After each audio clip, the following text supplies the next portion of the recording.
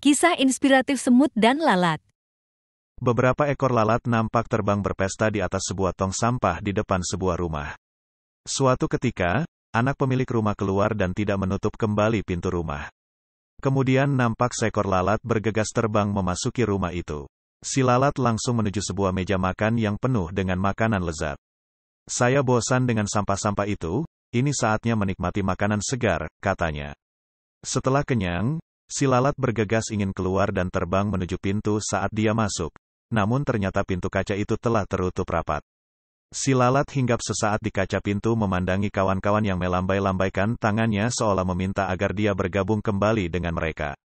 Si lalat pun terbang di sekitar kaca, sesekali melompat dan menerjang kaca itu. Dengan tak kenal menyerah si lalat mencoba keluar dari pintu kaca. Lalat itu merayap mengelilingi kaca dari atas ke bawah dan dari kiri ke kanan bola-balik, demikian terus dan terus berulang-ulang. Hari makin petang, si lalat itu nampak kelelahan dan kelaparan. Esok paginya, nampak lalat itu terkulai lemas terkapar di lantai. Tak jauh dari tempat itu, nampak serombongan semut merah berjalan beriringan keluar dari sarangnya untuk mencari makan. Dan ketika menjumpai lalat yang tak berdaya itu, serentak mereka mengerumuni dan beramai-ramai menggigit tubuh lalat itu hingga mati. Kawanan semut itu pun beramai-ramai mengangkut bangkai lalat yang malang itu menuju sarang mereka. Dalam perjalanan, seekor semut kecil bertanya kepada rekannya yang lebih tua, "Ada apa dengan lalat ini, Pak? Mengapa dia sekarat?" "Oh, itu sering terjadi, ada saja lalat yang mati sia-sia seperti ini. Sebenarnya mereka ini telah berusaha.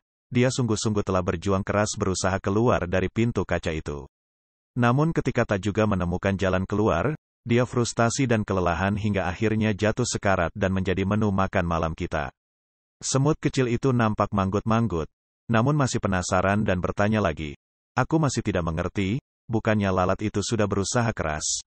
Kenapa tidak berhasil?" Masih sambil berjalan dan memanggul bangkai lalat, semut tua itu menjawab, "Lalat itu adalah seorang yang tak kenal menyerah dan telah mencoba berulang kali, hanya saja dia melakukannya dengan cara-cara yang sama."